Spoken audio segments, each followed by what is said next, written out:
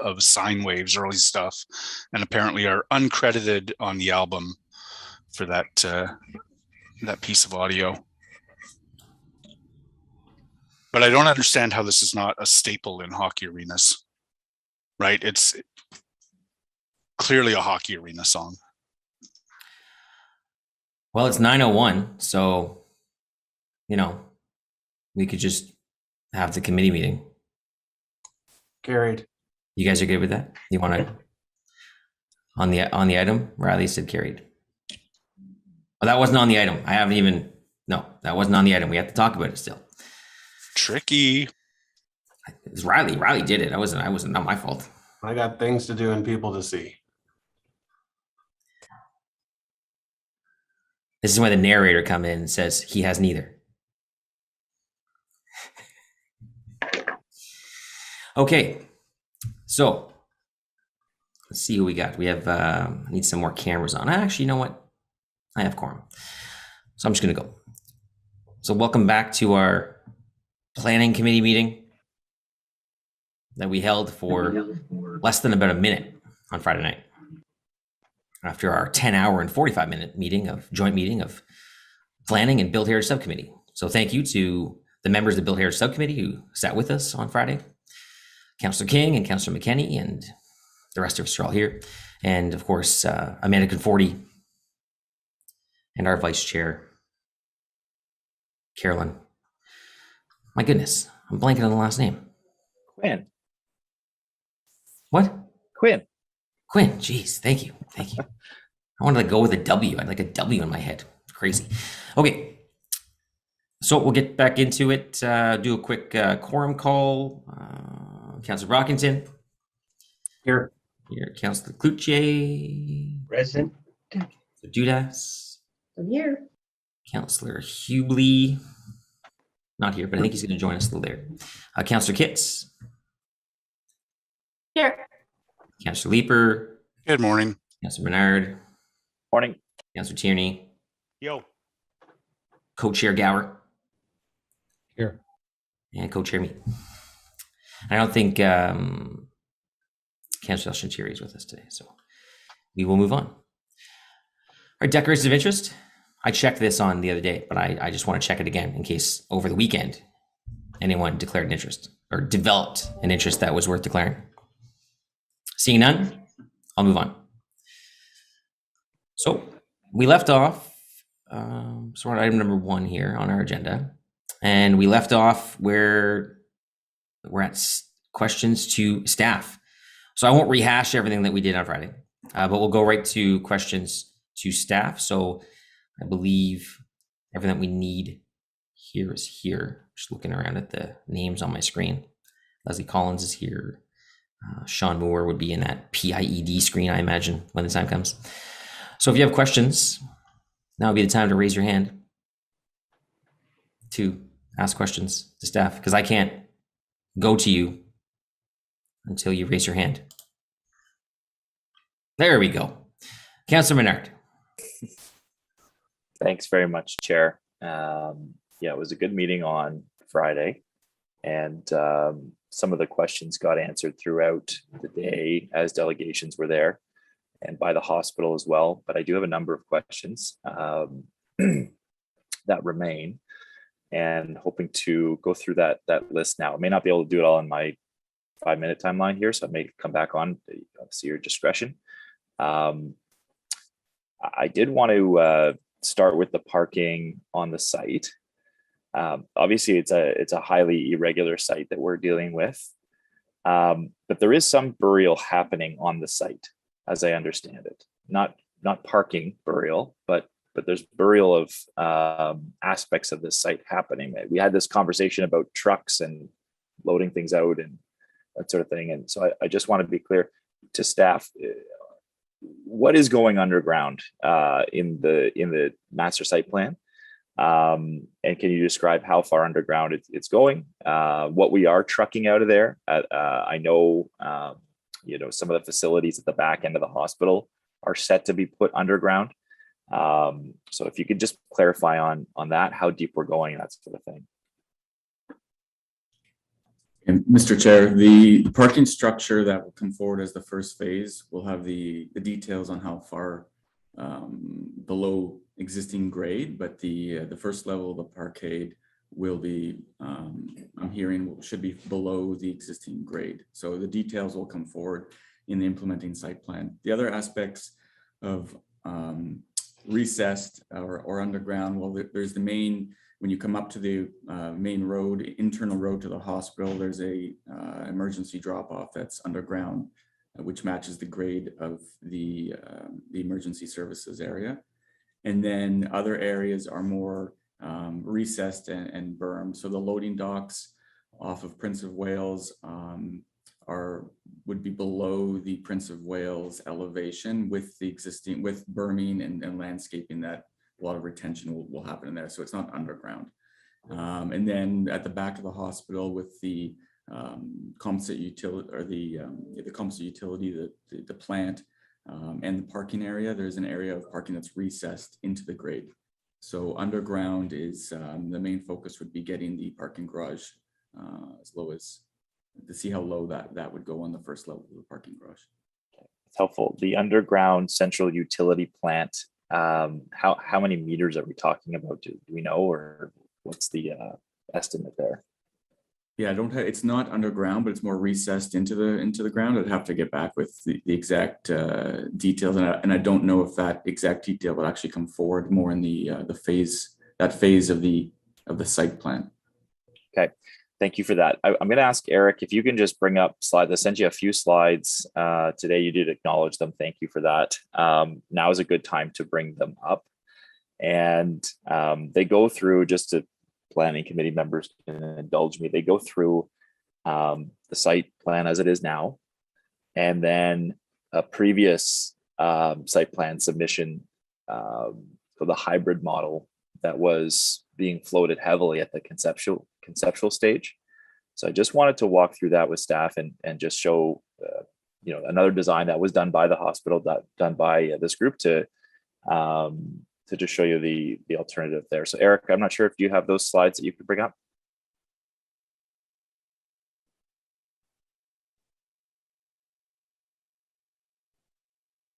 Perfect, thank you.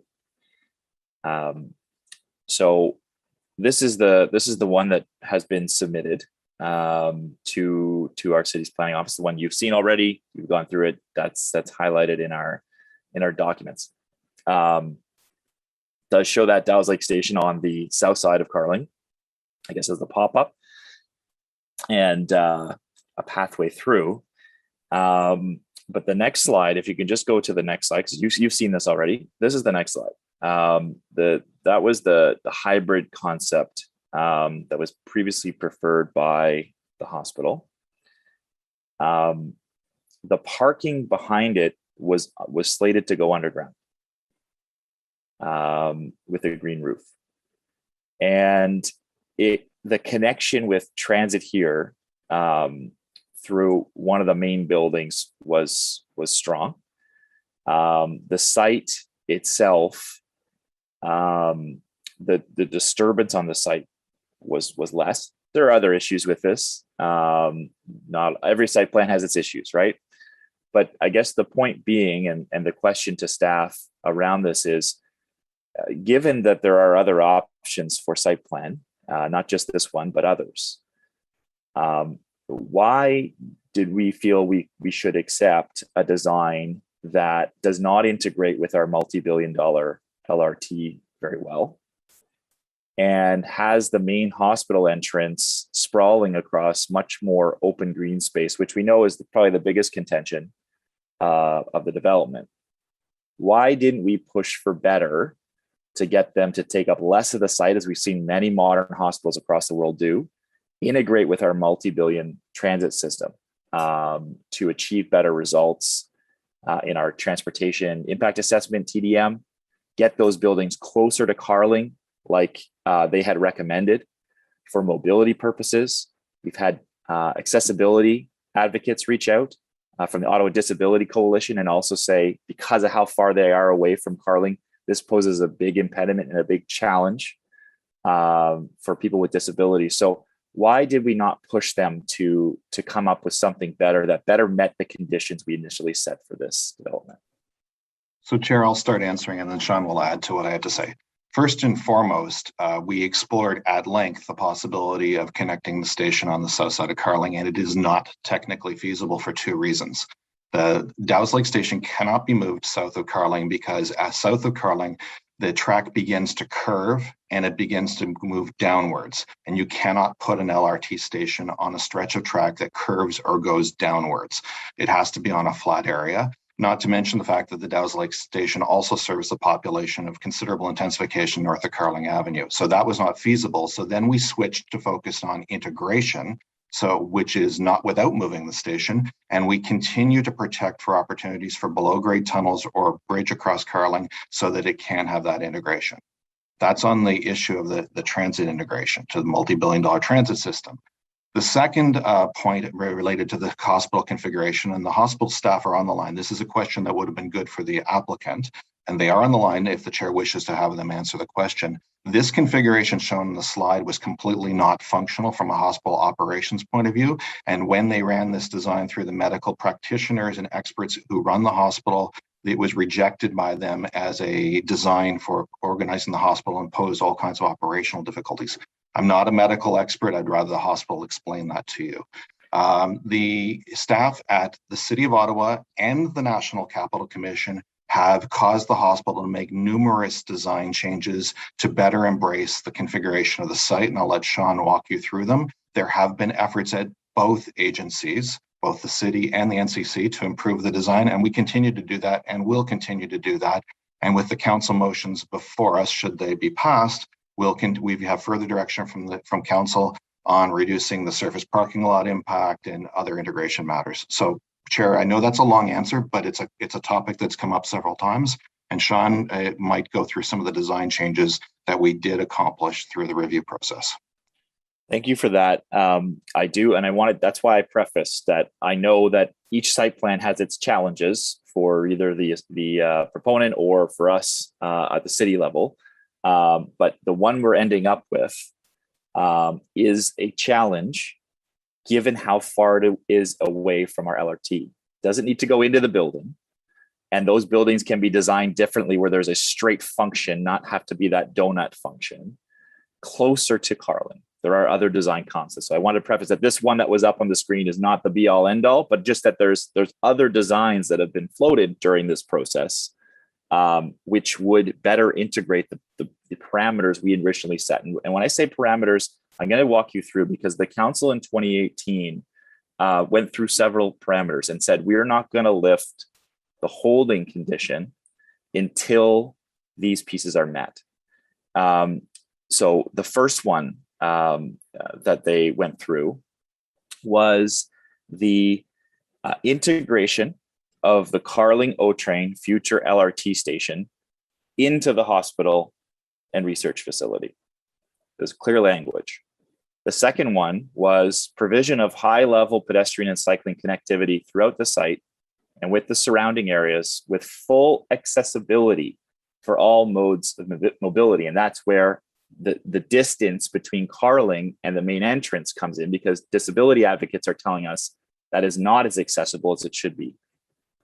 The third was provision of parking on site, including underground. We're not seeing that in the main parkade, which was discussed in 2018. And the last one I'll mention that has not been met, as far as I can see, is the implementation of a parking strategy for the purpose of the impacts of off-site parking, not on the site. Because we know a lot of people will go off the site to park. That's just when you go to a hospital, a lot of people say, I don't want to pay for the parking. I'm going to park close by. You know, you think about Smythe, Clantra Cluche will know this well, of course. People park off site and they walk over, right? So they're going to be doing that in this area as well.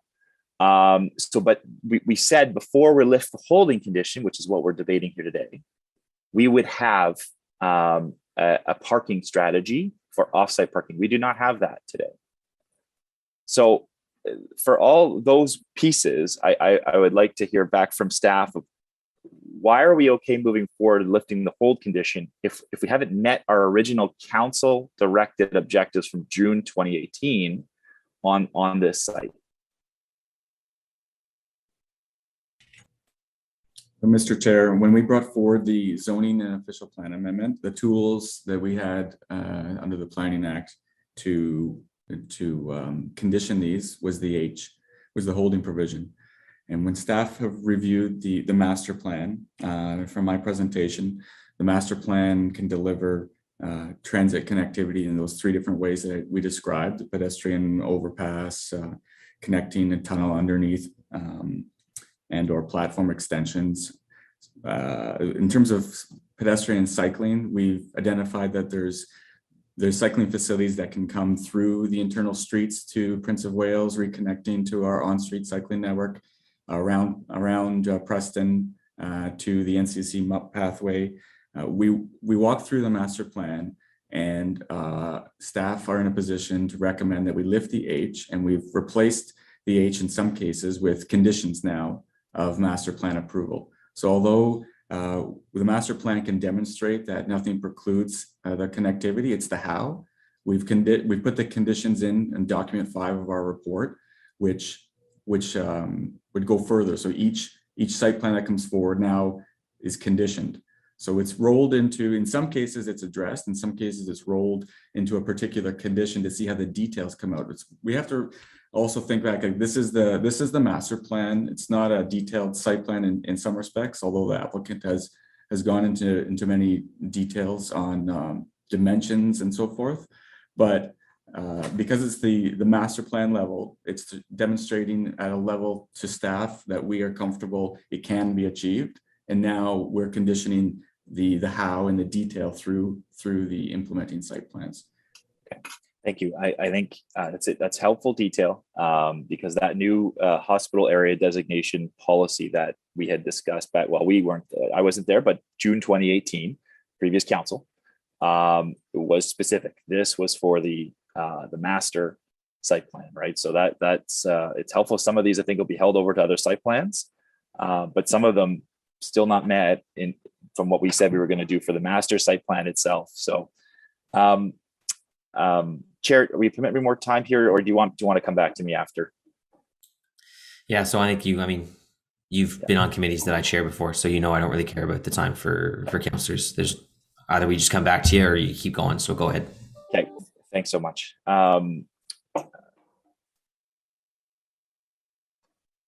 So the other one I wanted to go into is the cost. We did start out on Friday talking about that as well. The city doesn't have an estimate for how much municipal taxpayers will be putting into this, as I understand it. Maybe I'm wrong, but I haven't seen that. There was no information on costing in the report. It was very light when it comes to that. So what is the anticipated spend by the municipality for the project? So Chair, I'm going to ask the treasurer to answer that question, but I want to go back to what's before council today. What's before council today is an approval under the Planning Act. We don't put costing information on projects that are not municipal projects in planning reports. But that being said, the question is there, and I will ask the treasurer to respond on the municipal contribution. Thanks very much, and thanks, Councillor, for the question. As we heard from the hospital on Friday, they have identified what they call a local contribution for their overall funding for the project, and that's a combination of, I'm going to say, a very considerable fundraising campaign, as well as retail and parking revenues and contributions, as I understand, from local companies and contractors, sort of in-kind services. And at this time, the city hasn't identified any funding. And I think what's important is that should the city consider such, we would bring that forward to council for consideration. So nothing at this time. Okay. Obviously, it'd be preferable because we know if we approve this today, then we're moving forward. So obviously, it'd be preferable to have that information before that. Understand the planning implications are what is in front of us, but there are other implications as well for the city. It would be nice to just have a number. I'm not adverse to having to pay something for it, of course, as a municipality, but it'd be nice to know what that is and how much, because the costs can get higher and higher, as we've seen with other projects in the city. Chair, I did have a direction under the with regard to the discussion about the dark sky guidelines, and so I can put that in now if you'd like, or later. And I probably should come back. I'm sorry, my son was asking me for some food, so I gotta go do that for 2 seconds. But I will be back after. So I would cede the floor, and then I'll come back maybe and give that direction if I can, and then jump on list. We can just do the directions when we run through all the motions. I think people are aware of the direction because we did talk about it with the Royal Astronomical Society of Canada a few days ago. But we'll go through we'll reintroduce all the motions formally, and then you can put forward the direction at that time. Okay, I'll be right back. Thank you so much. Okay, Councillor Leeper. Thank you very much, Chair. I'm not going to get extensively into the site plan this morning. I think, my colleagues have seen some of what I've written, and I still have the same position today as when this was first proposed. I believe it is a mistake to put an above ground parking garage in Queen Juliana Park. And I'm cynical that space atop the garage is going to be replacement public realm for the space that we'll be losing. I'm also concerned this morning about the transit connection, that we don't yet have a good idea of how that's going to be accomplished. And it feels like we keep kicking that can down the road. And I'm concerned that in a few years, we're going to say, we just can't afford to do it, that it's technically infeasible. I'm really pleased that the staff, and I trust staff, are telling us that it is going to be possible, but that doesn't mean it's going to be implemented today. And I believe that we should be only moving ahead with this site plan approval when that is nailed down and much more concrete. But my sense, of course, is that this is going to move ahead regardless of those two considerations. I'm not seeking to have the hospital location moved. I believe that this site can be made to work, but I have to reject the site plan as it's proposed today because of that above ground parking garage and because we don't know what the transit connection is going to look like. All that said, I do get the sense that many of the motions that several of the councillors, including myself, have put forward are going to pass, and that will mitigate some of the impacts that this does move forward. And I did want to ask Mr. Willis or Sean, what is the effect, in your view, of the motion that I have brought forward? I've put a motion forward that speaks to a neighborhood traffic study with a certain scope that looks at parking, it looks at cut-through traffic up to 1.5 kilometers away.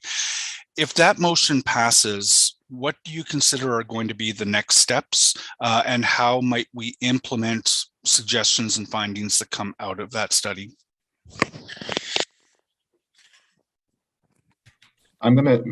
Chair, I'm going to start answering, and then Sean's going to add to this because Sean's been working on these details more directly.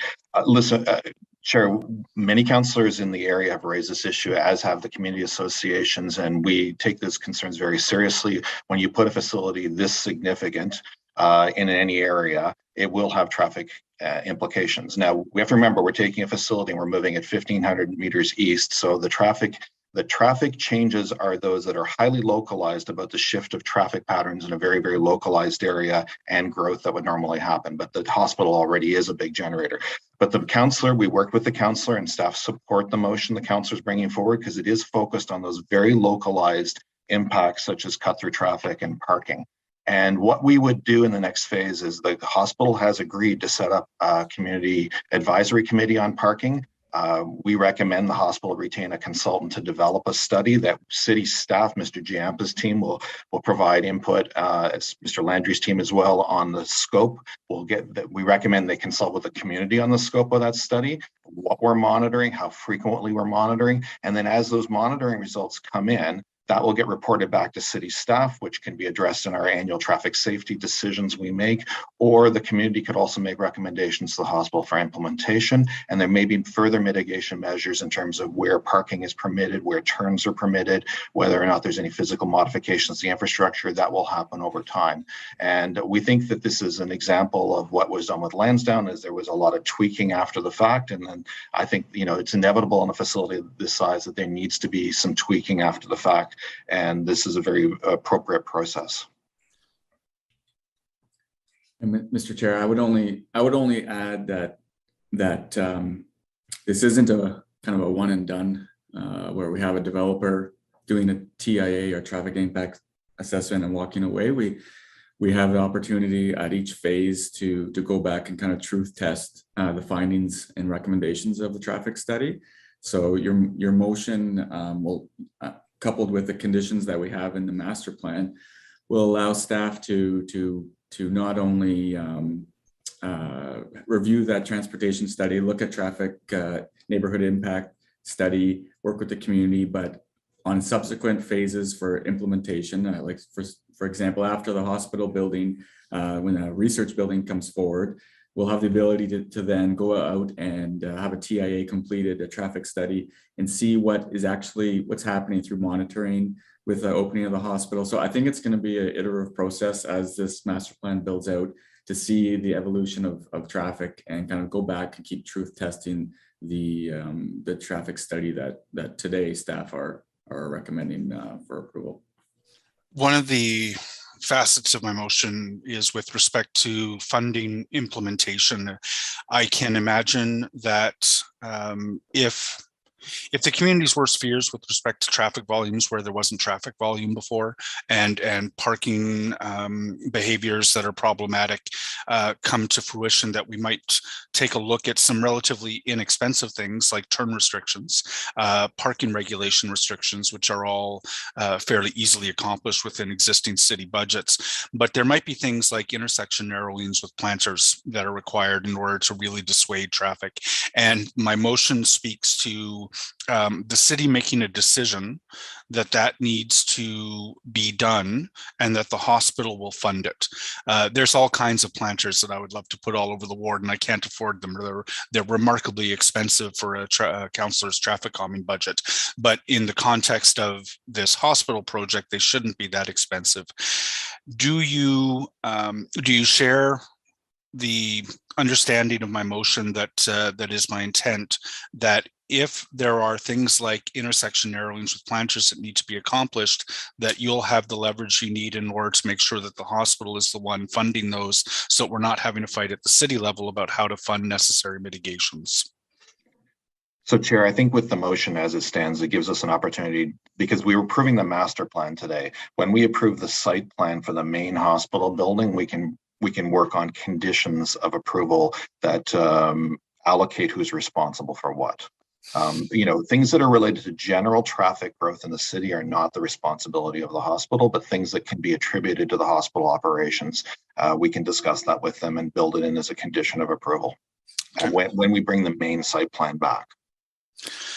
The final part of my motion was with respect to moving the H sign. This has been a 6-year odyssey for the community and myself and for the city. When you are eastbound approaching downtown, the quickest way to get to the hospital and the least impactful way to get to the hospital is to get off at Carling Kirkwood and take Carling as a straight shot. The signage indicates people should be getting off at Parkdale, which is very clogged and a residential street. What is involved in getting that sign moved, and how does my motion help move that forward? So Chair, I don't know if Mr. Landry's on the call, and so if I'll start and I get it wrong, someone from Transportation Services can correct me. So the province is the responsible entity that makes the decision on signage, and it works with local users to identify this. What we had suggested in the wording of the motion is that the city staff, in collaboration with the hospital, will approach the province jointly and make joint application to move that signage, because we agree with the council that that's a reasonable ask the community is looking for. And as necessary, we'll report back to council on the progress on this. But ultimately, the province is the approval authority on that. And I think the motion before council is a pretty strong indicator. And I think, if we were writing a letter to the province attached council's motion, I think that's has weight. Okay, I'll take that as encouraging. One of the concerns, and Councillor Menard raised it as well, was with respect to cycling infrastructure. During our discussion on Friday, it was raised that a standard cycle track of however 1.8 meters or 2 meters is not necessarily going to be wide enough in order to accommodate the kind of traffic that we currently see through this site. You add to that the number of people who are going to be using cycles to go to work, and the ambulatory patients, people going to appointments, etc. If we need to, do we have the flexibility to move into Preston in order to create the room we need in order to have wider, I'll call them, micro mobility ways rather than a standard bike path? Chair, I'm going to ask either Sean or Mike Champa to answer that question. Mr. Chair, I can take a look at the cross section that we have on the master plan right now, but we certainly have the 3 meters showing for the cycle facility in the master plan level. There's always room. I mean, I'm sorry to repeat myself. I don't mean to. I know you know this, but at the master plan level, we're kind of a bit higher. So there's always room at the site, the individual site plan applications, to work out more fine-grained detail. And if there's more room within the right of way to create a wider MOP or cycling facility, we'll certainly work with council or councillors, the ward councillor, yourself, the bike groups and residents on the details of the cycling facility in the implementing phases. So we can take that away and see what room there is to play with, and note that that's going to be coming forward from yourself and the communities on making sure the cycling facilities are the best they can be, replacing that current Trillium line location. No, it's a tough spot to be in, because like the transit connection, that feels like another really important issue that we're kind of kicking down the road, and we're putting a lot of trust in the hospital and in the city to make that commitment to get it right. I would prefer to have that certainty today, but I don't think I'm going to get that. So with that, I will turn it back to the chair. Thank you very much, Chair. Thank you very much, Steve. Thanks, Sean. Thank you, Councillor Leeper. Councillor Brockington. Thanks, Chair, and good morning to everyone. To staff, what kind of warranty are on new trees? If new trees go through a drought cycle and a number die, we want to see 2,500 trees here forever. What type of follow-up or monitoring does the city do on the new trees that will be planted? Chair, I believe Martha is on the line. I'll ask Martha to answer that question, please. Hi there. Can everybody hear me?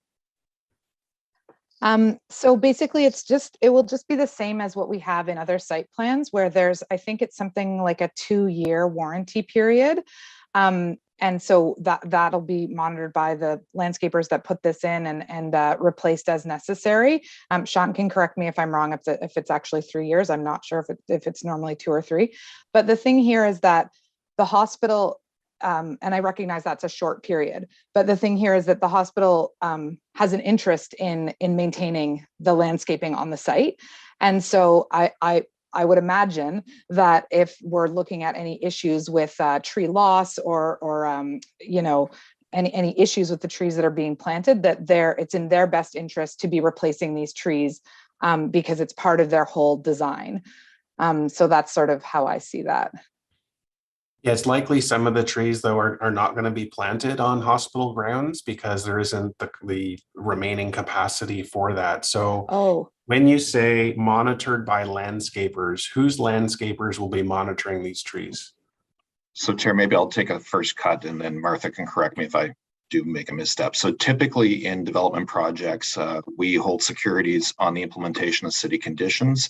And this is also part of what we would use if the proponent doesn't take action on their own. The city can take action. Now, we're dealing with a public institution. We're dealing with a hospital. It's a very different than dealing with a private developer. And as Martha says, that part of the hospital's ethos in designing the site is to create a landscape setting for their patients and the visitors. So I think we're dealing with a different player here.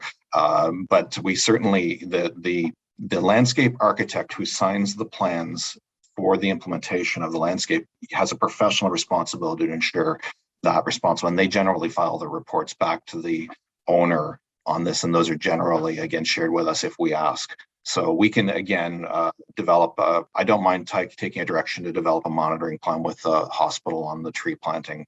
We can do that as a subsequent phase, and that could just be a direction, Chair. We have seen recently trees on public property that have not been maintained, that have died, that have not had the care that they need, that many people walk by or cycle by and come to our attention. So yeah, I mean, if a direction, Mr. Willis, you think is a good way to go, I want to provide that, because I want to ensure that if 2,500 trees are planted, we get 2,500 trees. And we have to accept, yes, some may die, but that there will be an effort to replace those trees and nurture them. So maybe we can work on some wording and come back to that direction. Chair, I recommend to committee that this is actually pretty simple. Just to, if committee just gives us the department direction to develop a monitoring plan in conjunction with the hospital prior to the main hospital building site plan, we can take that action right away. And I'm confident the hospital will have no concerns with developing a monitoring plan. Okay, so Chair, can I just table that then? Yep. Consider that direction given. Excellent. Very well. Can we now have a staff comment on what the plan is for the transit station? We've heard from the proponent when I asked, underground tunnel, overhead, bridge, no station on the south side. When will this decision be made, and how will either the Transit Commission or Council be engaged going forward? So Chair, Mr. Scrimger's away today, so Ms. Stevens is available to correct me if I'm wrong. But we spent much of the weekend discussing this, and I've also been working with Michael Morgan as well on this issue. So we know today, based on the information we have today, that underground connections are feasible, above grade bridge connections are feasible. The plan is being designed, so any of these can be done. Now, there is some complexity on trying to tie in the Dow's Lake Station beneath the existing Carling Bridge to it today, and that's where an engineering issue. We need more detail with the next site plan to see if we can confirm that that's possible or not. We do know that the cheapest and fastest to implement is actually an overhead bridge across Carling, which has a lot of benefits. It would be connected by elevators for accessibility reasons, as many of our stations are. And that may be the simplest and fastest way to give everybody surety that it can happen, but we're still exploring the underground option as a possibility. I don't actually believe one is better than the other. They both have advantages. The advantage of a bridge across Carling, as I said, it's quick to build, cheapest to build, and it actually would afford some really lovely views. And it would give people coming out of the transit system a real sense of place, and it could be quite an interesting design. The below grade connection will, as I said, require some further engineering work to understand it. Okay, I appreciate that. Thank you. Parking. The parking garage, or we heard the parking is basically the minimum requirement. It's just a sneeze above the minimum requirement. The city's population is going to increase 400,000 over the next 30 years. The population is going to age. Older adults tend to require medical service at a greater rate than younger. So would a rational person then not conclude that the demand for parking, despite very ambitious modal split shares going forward, is not going to go up, and that the parking demands may not be able to be met by the hospital on site? How are staff comfortable with the parking numbers that are being projected? So, Chair, I'm going to ask Sean or Mike to start with this, and I may have some concluding remarks. Mr. Chair, I can start with that. I think we have to, staff we're very supportive of the transit oriented development opportunities of this site. And so starting off with that, the zoning does have a minimum and a maximum parking, recognizing that it's at the confluence of the Trillium line and the Carling high priority transit. So I think the starting point is that staff are very supportive to leverage those opportunities. And we don't want to get into a situation where we're providing too much parking for the what ifs of if more cars are coming. We know I've heard a lot from the community on climate emergency. The cities have invested heavily in transit, and I think this is the right decision for staff to move forward and kind of, although it's coming from TOH, but partnering them on this transportation demand management to help leverage these opportunities here. And as the site grows, we'll see other trends, and there could be other opportunities on the property. But I think for right now, I think this is the way staff are very comfortable proceeding. And Mr. Chair, may I add just a couple of quick comments? So if we read the motion that's before committee to continue to grind down the size of the surface parking lots, and though that could be finding ways to underground the parking so that we don't lose any parking, it could come out in a different way. But if it actually arrived at a number below the minimum parking, the hospital may be back before the committee of adjustment or planning committee for relief from the zoning requirements if they go below the minimum. That's just a caution of the motion in front of you. Staff still support the motion, but you should be aware of that.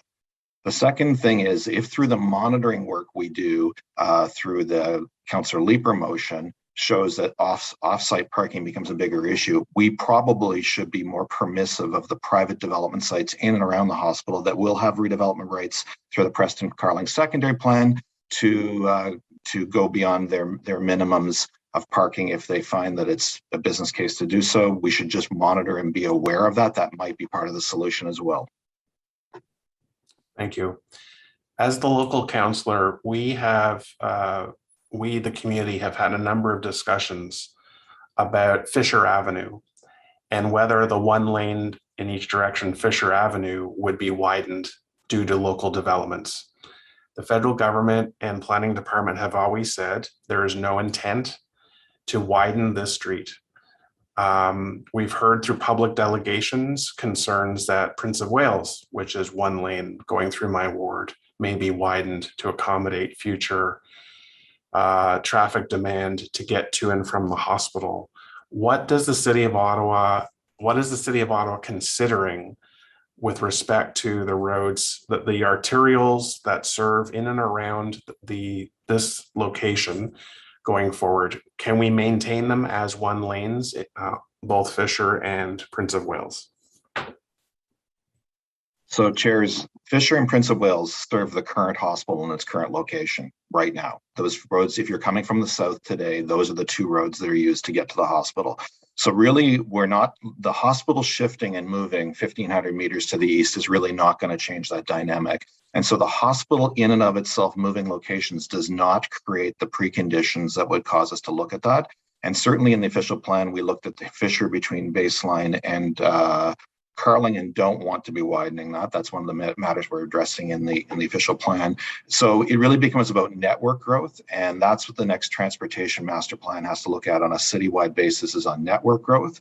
But lately, the city is putting more effort into investing in transit infrastructure, such as the Carling bus priority corridor, the Baseline corridor, the line 2. So it's not been the city's plan to be widening roads. That's not the choices we've been making. So I don't see a scenario in my mind where the TMP is going to be pointing that direction, but I have to let that process play out in a couple of years. But it's network growth, not hospital generated growth. Okay, so just for the record, as I have a number of residents watching right now, as the GM of planning, you did not foresee from a hospital perspective future demand requiring the widening of Fisher or Prince of Wales. That's correct. Mr. Jamp has looked at this, and if he can virtually kick me under the table unless I'm making a commitment on behalf of the department. But it is, the network that exists today would support the future growth of the hospital. There may be intersection modifications, minor modifications, but we're not looking at widenings because of the hospital. All right, thank you. And my last question now for this time, Chair, is about the park. The proposed park on the 6 acre, I'm not sure if people know, it's 6 acres is the area of the garage roof, which is huge. Assuming the hospital is responsible for the design and development of the park, the green space, the amenities, no one's mentioned the tennis courts, the deal, all the work to save the tennis club. The tennis club that's on the grounds is relocating on top of the garage. No one has mentioned that yet, and they're going to be able to expand, that the club is going to be retained, which is very good news. But to staff, who looks after the park once it's built? Is this an Ottawa Hospital park they maintain in perpetuity? Does the city of Ottawa get the keys on day one, and then taxpayers are responsible for looking after this park? What is the agreement that's being considered between the hospital and the city of Ottawa? So Chair, this is a privately operated public space in the context of the city's official plan. The hospital has responsibility for maintenance, and they are working with partners in the area who are already operating space. And I can't speak for the hospital, but they do have partners lined up, we believe, to do the maintenance for them. So the city of Ottawa will not be responsible for this park? That's correct. It's a privately owned public space. Fair enough. Okay. I'm going to park my other questions for now and let my colleagues continue. Thank you. Thank you. Councillor Menard, you're back. Oh, it's my second time. Did you want to go to others? I just go in the order that people put their hands up, so it's all okay. good. Okay, great. Thank you, Chair. I will jump right in then. We heard on Friday about the environmental impact assessment. I understand this is another order of government that would do this, but it wasn't clear to me whether or not this was going to be done for this site. So if we could just get clarity from staff, is an environmental impact assessment going to be done for the site? When is that looking to be done? Will it be before or after the parking garage is proposed to be constructed just next year? Mr. Chair, because it's federal land, there's a federal effects determination, which does an environmental effects analysis, which I think the terminology about environmental assessment, it's more or less the same thing. So they have to do an environmental effects analysis, and through the federal regulations, they didn't have to do one for the master plan because the master plan didn't result in shovels in the ground. So they have to do one for submission of any implementing plan. So the first phase 1 implementation site plan, the applicant, the Ottawa Hospital, has to prepare this environmental effects analysis, and they're going to combine it with the city's requirements for our municipal requirements for our environmental impact statement. So there's going to be one report that covers both municipal jurisdiction and federal jurisdiction, and that will come forward as a required report that the NCC will review and that the city will review for our component, which is the environmental impact statement of that report on the first phase 1 implementation. Okay, thank you. That's much more clear. The timing of that, I suppose, would be almost immediate, given that they anticipate the construction of the garage in 2022. Mr. Chair, yes, I would expect that they are undertaking that now. They are looking, the applicant is looking to submit their phase 1 in the fall. So I would anticipate that that is being done now by the applicant's consultants. Okay, thank you. If that comes back and it finds issues or problems, I assume the city, the federal government can hold off on the construction of the parking garage if there are issues that finds, say, with water table, the effect of Dow's Lake, our heritage resources, that sort of thing. Is that the case? So, Mr. Chair, it won't be looking at the heritage resources, but I can only speak to the municipal aspect. We've had the environmental impact statement submitted for the master plan, and there's nothing in, although we have conditions for certain aspects of that moving forward, there's nothing in the our environmental impact statement that is saying the master plan can't go forward. It's more the mitigation of certain aspects and follow up with the province on species at risk and those sorts. So from a municipal perspective, I don't anticipate anything that changes how the master plan can develop. Okay. Yeah, because there's a lot of, this is a very interesting site, huge changes in topography, obviously the fault lines underneath, things that could really affect the potential here. So, and I saw the statement, but as we heard from a delegation, there's more required there, and that's confirmed today. So I appreciate that. One of the other delegations had raised, Chair, that the traffic study done thus far, the impact assessment did not take into consideration many other large developments north of Carling and nearby. I think by my count, thousands of units. So I'm just, is that accurate? They talked about the 600-meter radius, but is that accurate? Did it not take into account all the other development that is coming along Carling? And we're talking, 45, 50-story buildings here. Mr. Chair, I'll just lead Mr. Giampa into this so he can answer it.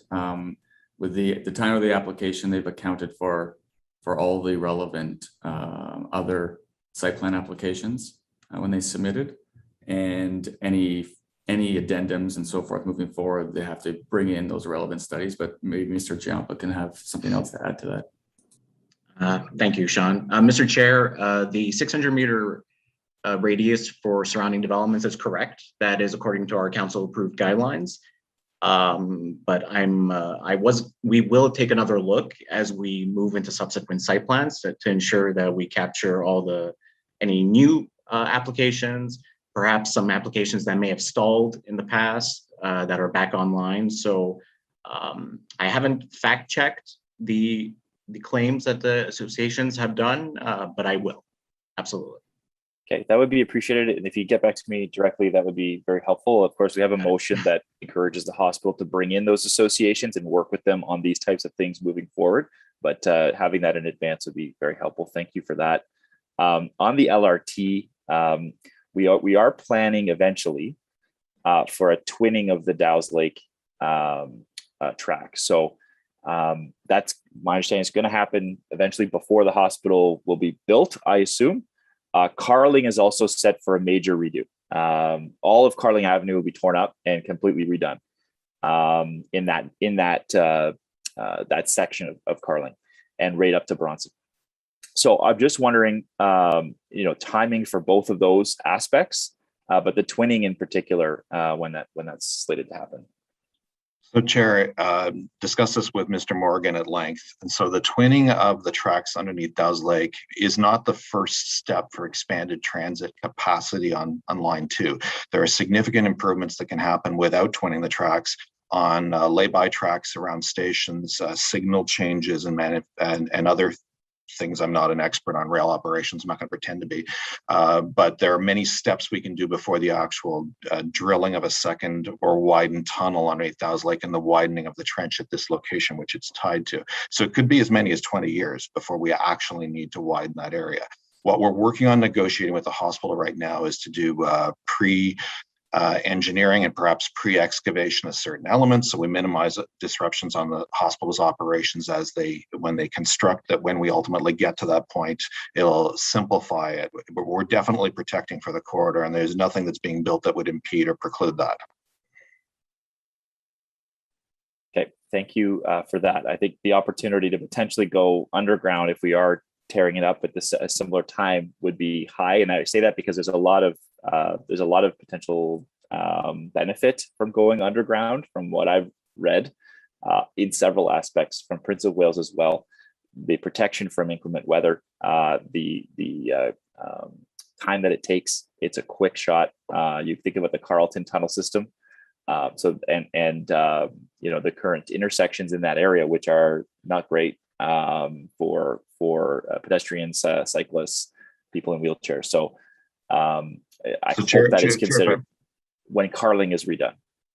Chair, if I may, I mean, I urge council not to get stuck on one versus the other. I think a full review of both options should be done. The benefit of a bridge, for example, is that it could be configured so it's not just transit users. It could be people on Carling Avenue who want to get from one side to the other would be able to use it. There are maybe ease of implementation issues. And if it's a fully covered bridge like we're doing in many other locations in the city, it can equally be weather protected and can have some lovely views.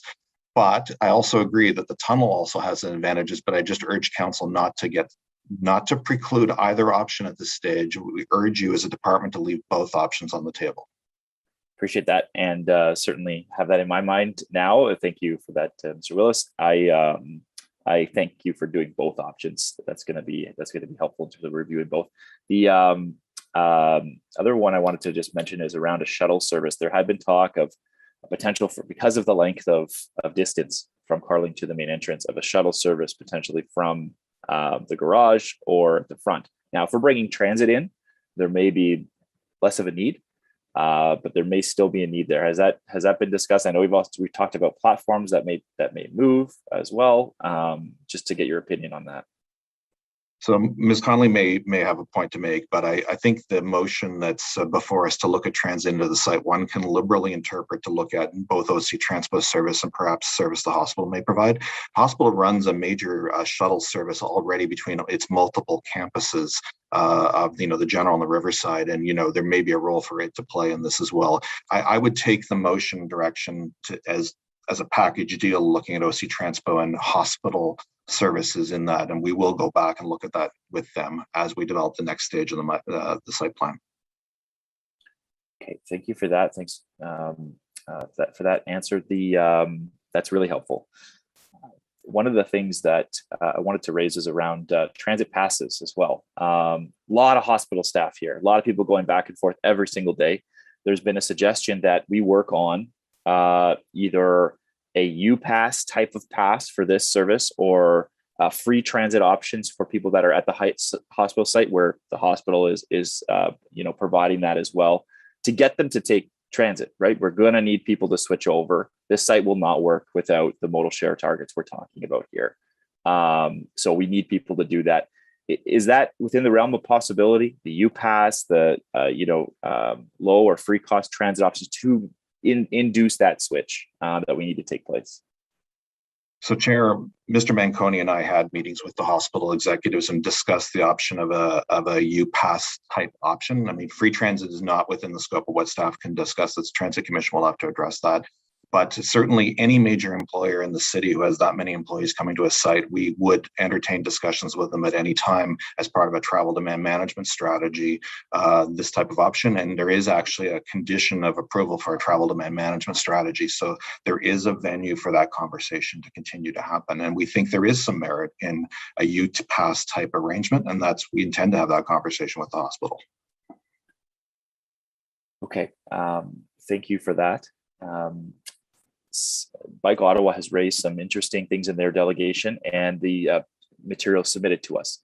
And Chair, this will be my last point before I hand it back to you. They've talked about the convertibility of parking spaces within the garage to things like electric car share and bike parking spots and the inducement of cargo bikes and other options. I assume that is all on the table and will be considered by staff as we move ahead. Obviously, that site plan would be coming next for the garage itself, as I understand it, fairly quickly. So would that be part of those discussions when that arises? Chair, we certainly will look at that. Those were great suggestions from Bike Ottawa, and I think we're happy to explore them as we go further. Chair, as I indicated earlier, I apologize. I have to step out for a few minutes, but I will be back. The meeting staff can continue, and if any questions need to be directed to me personally, I will be back to answer them, and I apologize to council for that. Thank you, Mr. Mr. Chair, could I just wanted to follow up with Councillor Menard. It's one of his questions, just because there's a slight nuance versus environmental assessment and the requirement for the effects analysis. So usually the environmental assessment looks at alternatives. So in this case, they would be doing environmental effects analysis, which I don't believe is is looking at alternatives. So there's just a nuance between the two when you call the two studies, and I think a lot of, common term people say is environmental assessment, but that's a small nuance I just wanted to point out. Okay, I appreciate that. And just as a last comment for me, Chair, not a question. You're going to go to comments after the questions, or you want it all now? No, people can wrap up at the end if they want. Okay, thank you. I'll hand it back to you. Okay, thank you. Councillor McKenney. Thank you, Chair. Thanks to staff and my colleagues for the questions and answers today. I'm not going to go over what's already been discussed. I obviously share the same concerns in terms of site plan here. We have an area in the city that is, right now adds some green space, certainly adds, over 600 trees. And it's not, we're not talking about whether we should put a hospital here or not. That's not part of our discussion. Our discussion is what is happening on this site and how does it, how do we ensure that the end result will get people there safely, will ensure that people are able to take transit, including bus, to the door. A good LRT connection so that we don't have the traffic impacts that will follow, and of course, the issue of an above ground surface parkade, the loss of trees, the surface parking are just issues that for me as the neighboring councillor of the neighboring ward. I just don't see that we've done the work that we've insisted that the hospital's done the work to mitigate what will really, if this hospital goes in as is, really will not work for the surrounding community, but will just not work for a city that wants to move forward and be a greener and more thoughtful city in terms of climate change and all of the aspects that are required to make sure that we get there. Again, I'm not gonna repeat the questions, but I do want to ask a few around the green space that is proposed for the top of the parkade. I know we have something similar over on the War Museum that I don't think I've ever seen more than one or two people on top of. It's very hot. There's, it just doesn't lend itself much to a park space. But let's just say, for the sake of argument, that this one works, that you're able to plant bigger bushes. You can't plant a tree up there, but maybe a bit bigger bushes, and there is some green space. What does that look like in terms of public access? And what does that look like in terms of public ownership? Will this green space be publicly owned and operated, or will it be a privately owned public space? Mr. Chair, it will be privately owned. The conditions of master plan approval require easements in the favor of the public in the city to access all the pedestrian routes to the top of the garage and the open space and the open space itself. So it will be legally publicly accessible, but not publicly maintained. And I don't know if you need a visual, if you did want to discuss a visual, I could just ask the committee coordinator. In my presentation, the last slide has a visual of the garage if we needed to get into any more details about the access up. I mean, one of the things that staff and the NCC pushed hard on is we don't want a utilitarian access up there. We don't want just an access that has no experience. So we worked hard on the Preston side to have a ramp, accessible ramp system that not only gets to the top of the garage, but would feel more like an experience of itself as well, going to the top of the garage through the vegetation. planted. So we thought that was really important to make it an experience and not a utilitarian access. So the image on your on the bottom right is the elevation of Preston Street. And if you see, there's points where you can see images of people standing or walking. That's the cross section of the ramp and with the landscape in between. So, and then there's a couple of belvederes or lookout points, resting places. So I think that teasing out the details of that as well through more NCC design review and city design review, making sure that that experience is what gets built, it was important. Yeah, thank you. Thank you for that. And seeing the cross section, I guess also my concern with publicly owned privately owned public space, POPs, as we like to call them, is that at some point something goes wrong and the entity owning, whether it's a developer or in this case the hospital, shuts down parts of it. And we've seen that happen. It's happened across the city. We've fenced off privately owned public space.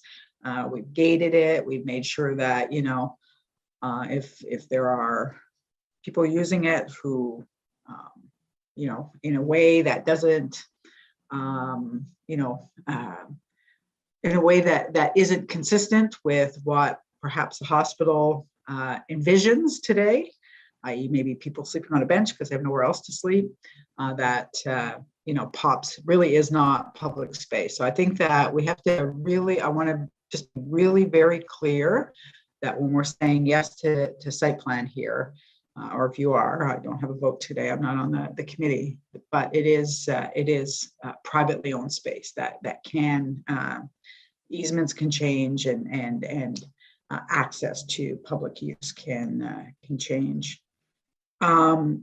On trees, and thank you to Councillor Leeper for bringing forward a motion on my behalf around upfront tree planting. The ward, again, that I represent next door, we have very few trees. Our spring planting tree program next spring, we're getting 20. I think Councillor Brockington's getting some 1,700 or something, but we're getting 20. So we get trees cut down weekly. I just got another notice that 2 more are coming down in the ward, and we're not replacing them. And there might be a plan in the future, but today we're not replacing trees. So the fact that you know, we're taking down what's now 500 trees as opposed to 600 makes me question how hard we pushed. If they could go from over 600 and remove 100 from that plan. Did we push hard enough to ensure that they aren't taking down any more trees than than is required, and B, you know, will there be like a serious effort to plant trees in advance of the hospital completion? We can't wait in the downtown to replant 500 trees, 1,000 trees. It's critical that these trees get replaced, and they get replaced as quickly as possible. So just want to hear from staff on what the plan would be for replacing these trees and ensuring that the hospital does everything they can to replace the tree loss in advance of them moving towards the 40% canopy cover. Mr. Chair, I'll bring in Martha Copestake as well on this. I just wanted to also use your question on trees to let committee members know that also we're conditioning a vegetation management and conservation strategy. So to an earlier question about how do we make sure offsite trees survive and what's our review period on those and so forth, the hospital, it has to create this management strategy that will come forward as well on how they're managing their environmental assets there. So I'm going to bring in, I'll ask Martha to answer your question you raised. Hi, thanks a lot. So like Sean's talked about several times through this, we're going to be looking at everything in much more detail at a site plan specific level. So first I'm going to address the tree retention aspect of it. And basically once we start getting the tree conservation report is going to be redone or done in a detailed way for each site plan. So much more detailed than what we have right now, because we'll have the servicing and the engineering and all of that information at the time of the site plan and in good level of detail. And that's when we're going to be able to really drill in and look at what is being proposed to be removed and where there are possibilities for retention. So that's when the sort of the realness of the situation hits the ground. And that's when we can start to make efforts to make little changes here and there so that we can preserve as much as possible, which is what we do on all of the site plans that come through. So my colleague, Mark Richardson, who looks at site plans and plans of subdivision, he'll be taking that same sort of approach here. And, I'll be working with him, and forestry will be working with him, having like a real lens on that tree retention aspect. So just so you know, to assure you, that's when we're going to get into that level of detail. We can't even get into that level of detail right now because we just don't have that detailed information to understand what the possible impacts are. And we'll be looking to use all the mitigation tools that we're aware of and that the consultants and stuff are aware of as well to come up with creative design ideas so that we can retain as many trees as possible here. So that's that. With respect to the tree planting, same kind of thing. We're going to have to look at, really be focused in on the phasing and like how the phasing is going to work and where they're going to be, how they're essentially like their construction movement is going to be to determine exactly how we can lay out the landscaping as we go through the phasing. But my intention and my expectation would be that we're working to get as much as the landscaping done at the time as possible as we move things forward. But we also want to make sure that we're not setting up, and I know, there's examples in your ward of situations where we've planted something on an interim basis and then we let it, mature and people get attached to it. And then it turns out they have to come down. We really don't want to set ourselves up for those kinds of situations. So we want to be ultra realistic about what's happening there. Look forward to working on the motion that we talked about with respect to finding places where we can do that early tree planting.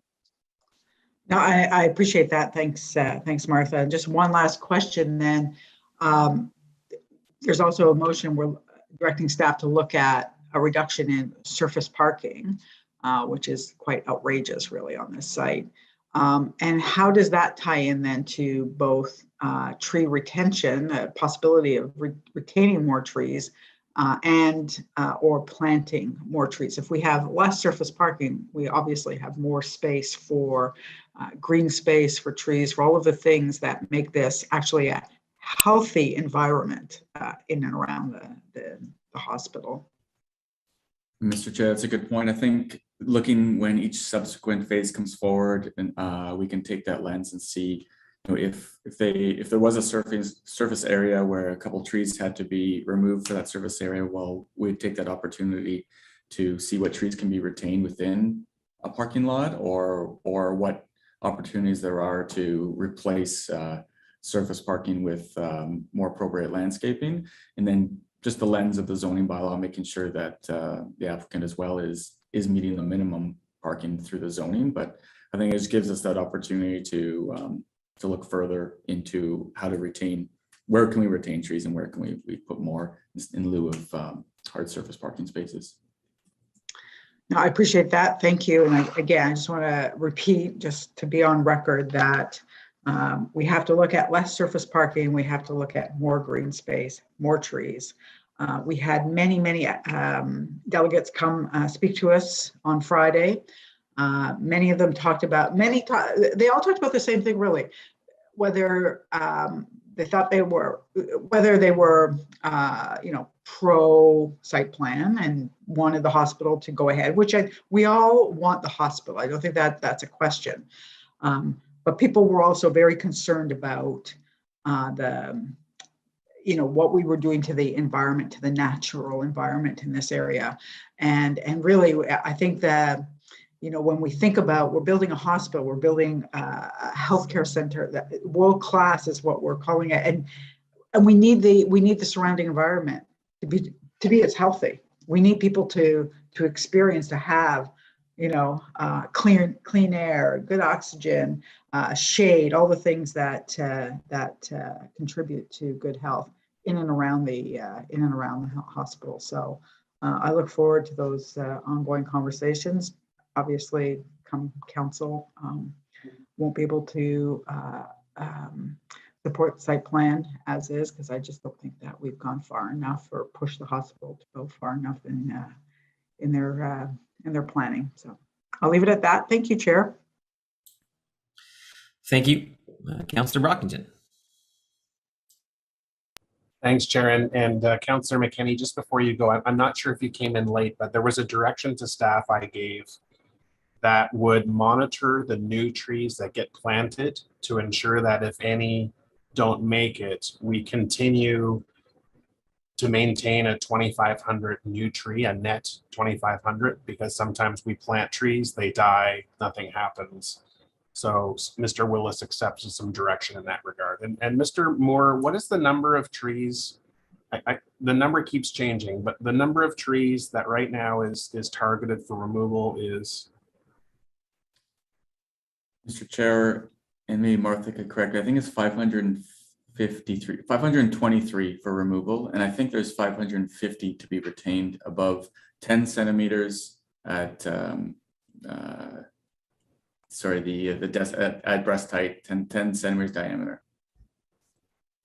And are any of the trees that are slated for to be cut down, can they not be replanted elsewhere? I know that is a more laborious task, but I've seen it with my own eyes. Very large trees removed, taken somewhere else to be planted.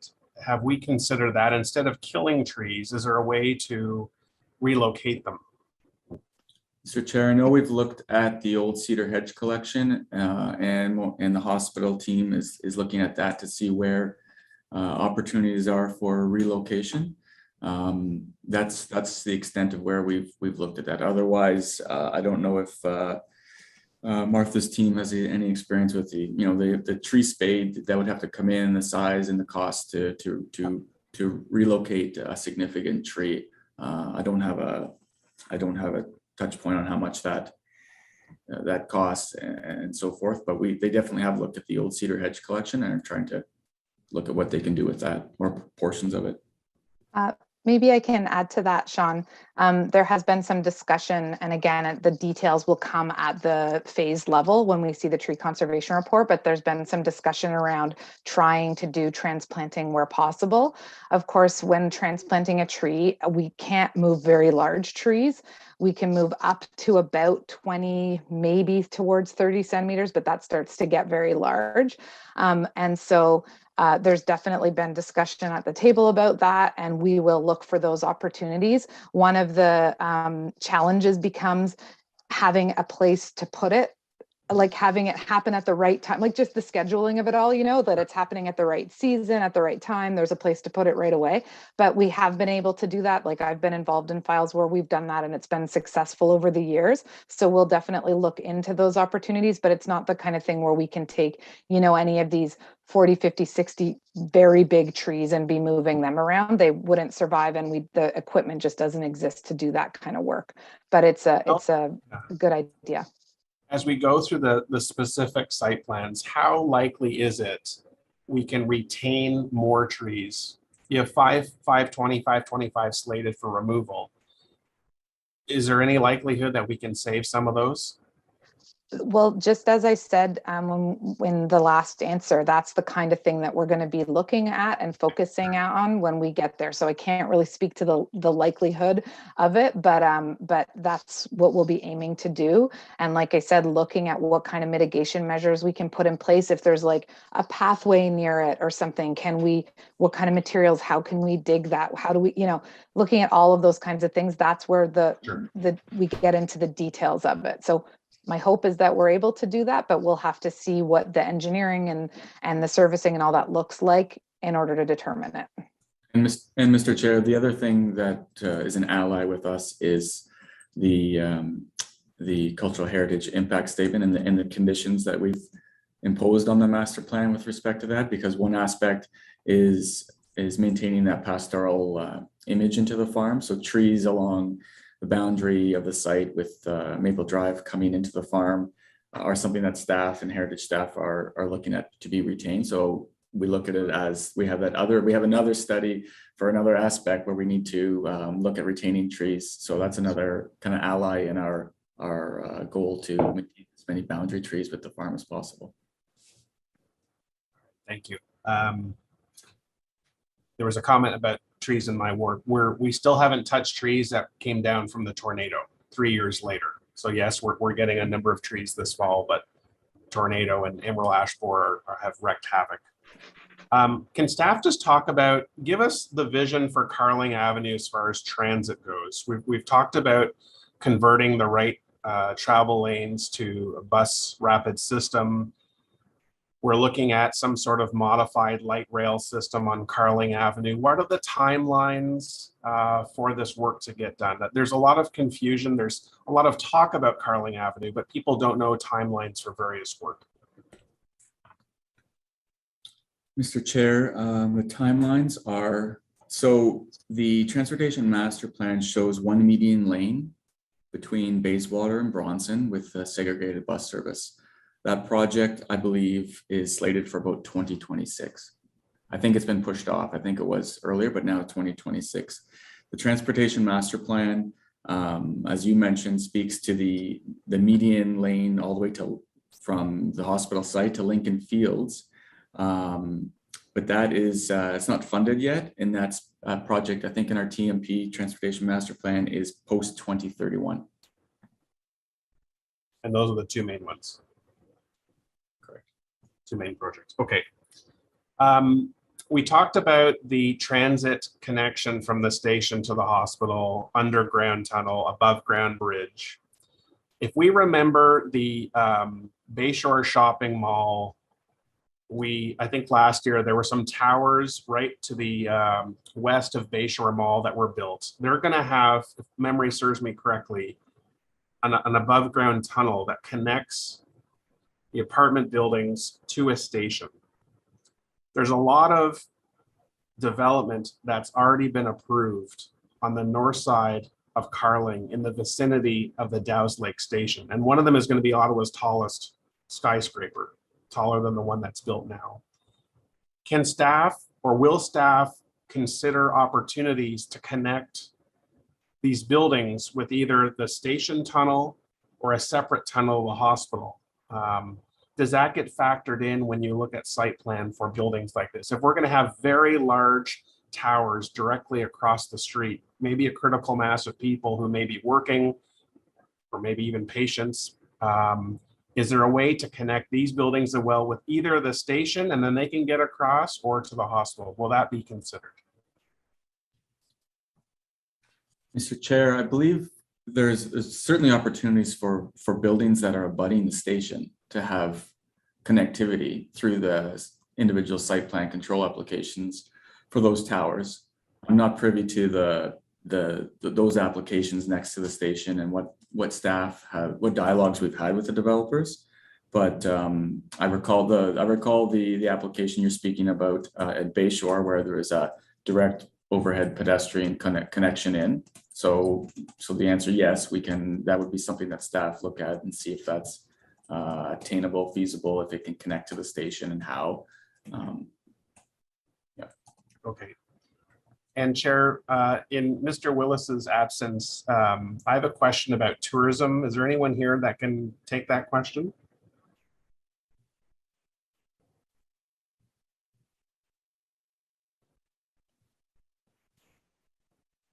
Oops. Mr. Chair, Mr. Brocken, Mr. Chair, did you want to ask that question and we can see who can field it? Yeah, I mean, Chair, I heard a number of delegates imply that building a hospital at this location will somehow impact tourism. that either the proximity to the canal, which many reference as a UNESCO World Heritage Site, the site is in the proximity of course, Winterlude and the Tulip Festival. I just want to say I wrote to Michael Crockett on Friday, the head of Ottawa Tourism, and I said, what do you think about this? He said no one had approached him to ask. There's no data that he's aware of that would prove this to be true. And he thinks that this hospital might actually do the opposite, and that is bring in conventions and business. There'd be a net impact, positive impact from a tourism perspective. I just wanted to ask city staff if they had any information in this regard. Chair, in Mr. Willis' absence, I'll ask Ms. Collins to respond from the heritage perspective, because the tourism and heritage review are closely related. Thank you. Thank you. Thank you, Lily. Excuse me. Yes, Mr. Chair. I mean, I think at this point we haven't received any comments from Parks Canada or the NCC or other tourism people involved in the canal, including the World Heritage Center, that would indicate to us that there is any concern about the impacts of the proposed hospital on tourism-related aspects of the Rideau Canal, its buffer, Winterlude, or any of the associated cultural heritage landscape. As mentioned in the staff presentation on Friday, the hospital is located well outside of the canal, the Rideau Canal World Heritage Site and its visual buffer. And while there will be some minimal visual impacts beyond the previously existing Sir John Carling building, staff aren't particularly concerned that it will have a negative impact on the experience of the World Heritage Site. All right, I appreciate that that comment. And Mr. Chair, that's all from myself. Thank you. All right, thank you. So just gonna ask a couple quick questions, and then we'll go, people can prepare and go into your final comments that you might want to make. Obviously, I'll defer to Councillor Brockton going last, being the hospital resides in River Ward. Just quickly on, we've heard a lot about surface parking. I just want to touch on a couple things. So the site plan currently, the surface parking that we have, the lot to the north, it's just adjacent to the existing cafeteria building. That's already there, correct? That's an existing surface parking lot. Mr. Right? Chair, that's correct. In the northwest quadrant, yes, there's a surface. Yeah, next to the observatory. Correct. And then the two lots that are proposed, one at the back of the hospital, I believe that's on top of the heating and cooling plant. Correct, Mr. Chair. It's combined with the main utility plant for the building. Okay. And then the third major lot. Now, I'm not going to talk, there's obviously the trucking access off of Prince of Wales. I believe that's being built where the previous Sir John Carling parking lot was. But as you go into I would say the parking lot that's built on sort of currently unused land. I think if even historically the land was never used for anything. That's where the site plan calls for the future the future Heart Institute. So that surface parking lot, I guess, would be a placeholder for what is to be the future Heart Institute. If they move over there in 20, 30 years, obviously they have a fairly new facility where they're at right now. Do you know what how that plan works into place? Obviously, we have a requirement for parking. When the Heart Institute moves over here, they'll take over what is this temporary parking lot. How does that work out? Obviously, they'll have to do a whole site plan for that too. But that surface parking lot becomes what at that point? I mean, it becomes Heart Institute, but where's the parking for the Heart Institute go then? And so, Mr. Chair, at that point, they would have to demonstrate how their overall master plan complies with the minimum parking rates. And how they achieve that is, I guess they could look at if they're doing a level underground, or if they had parking in a structured format there somehow, or if they're able to provide the Heart Institute without additional parking through other means on the site. But that's something that would come forward. They're projecting in about 2045 as a Heart Institute relocating to this location. And they're not proposing to plant any trees in the meantime in that space so that we just lose those trees in 20, 25 years time, right? So, Mr. Chair, we've looked at a number of things in terms of not cutting trees down until we get to that point of the Heart Institute coming over. So we're not cutting trees down for when they could be there for 20 years. And we want to be cognizant of not planting trees as per the motion that's on the table, knowing that could be an area of development. So we need to look at where areas will be preserved, where we can do the tree planting so that they don't get cut down in the future. Okay, thanks.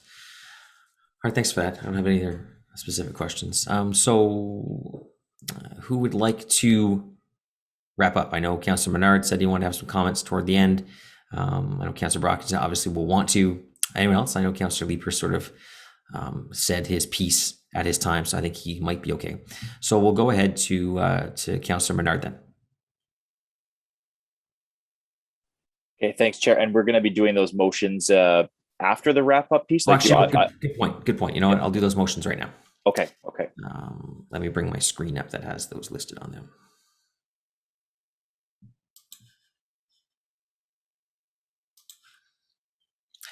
All right, so we will go reintroduce and we'll vote on those motions right now.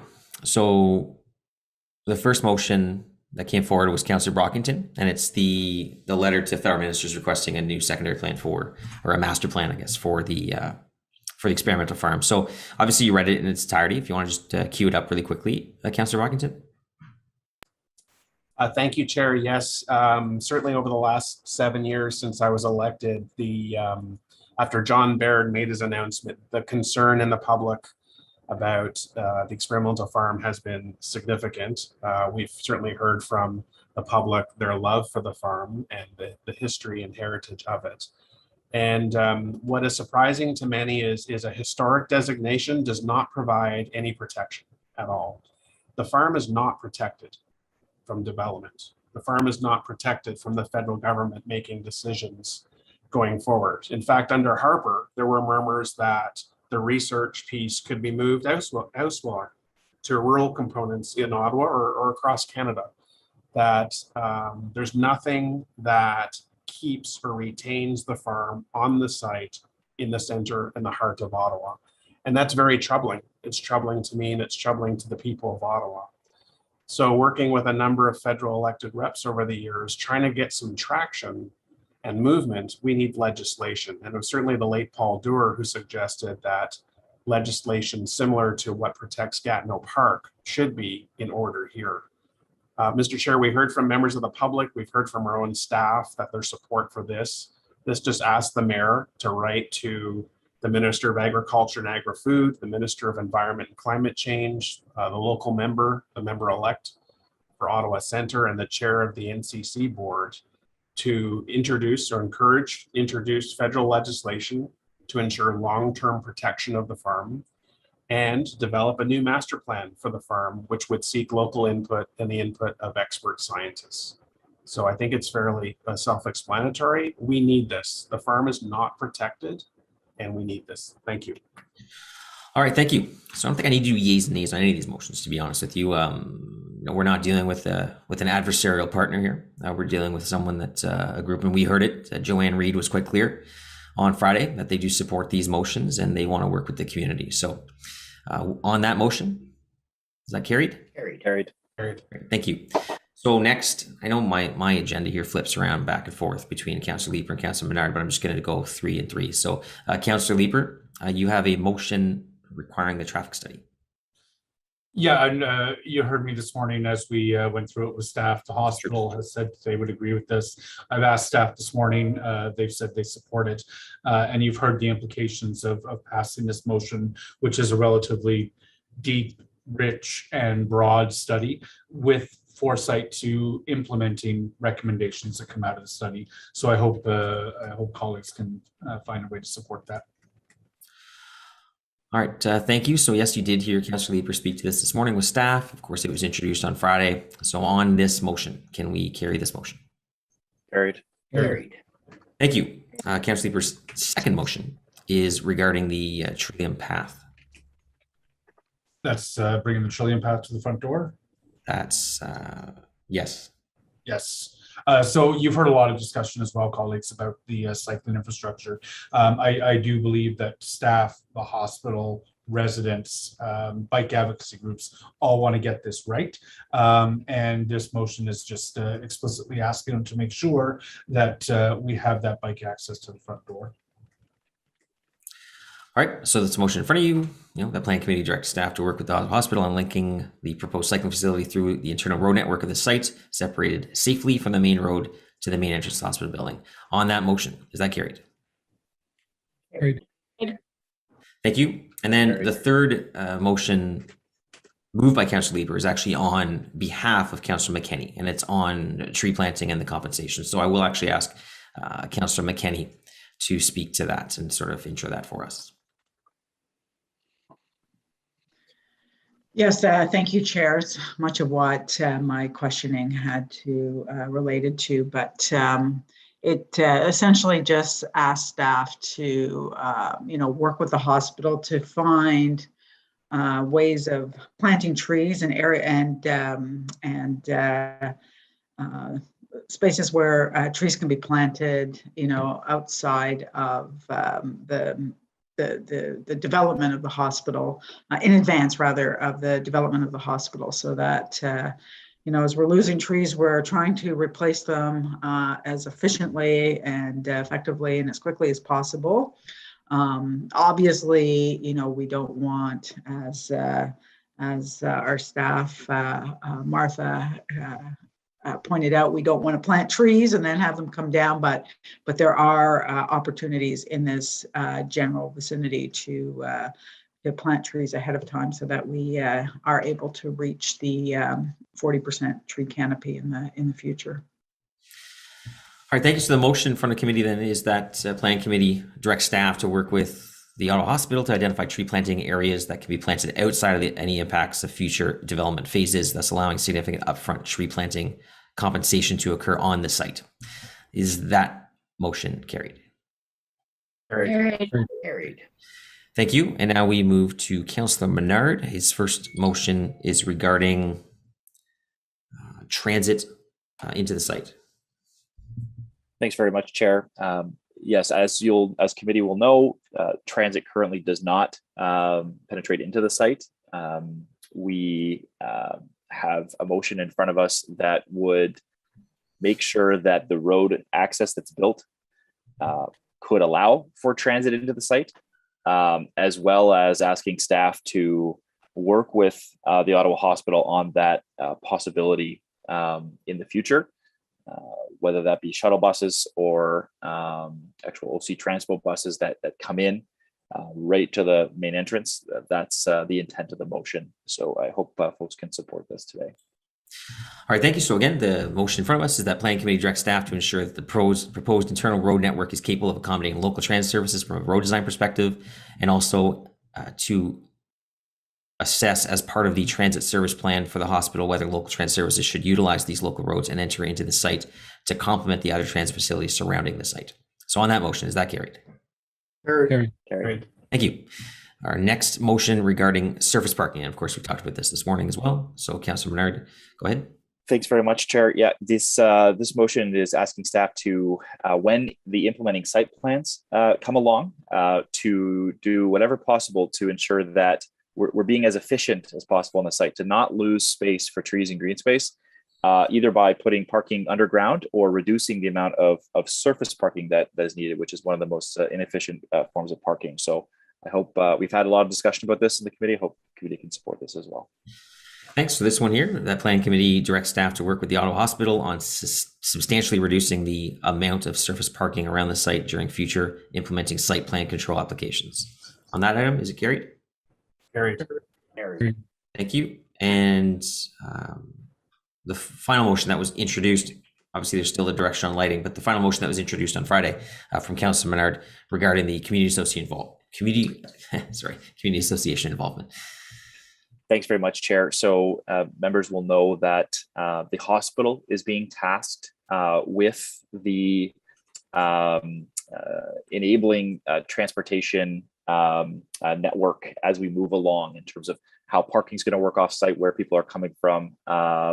This motion would set up a transportation advisory group. It would ask ward councillors to ensure that they're putting forward names from each community.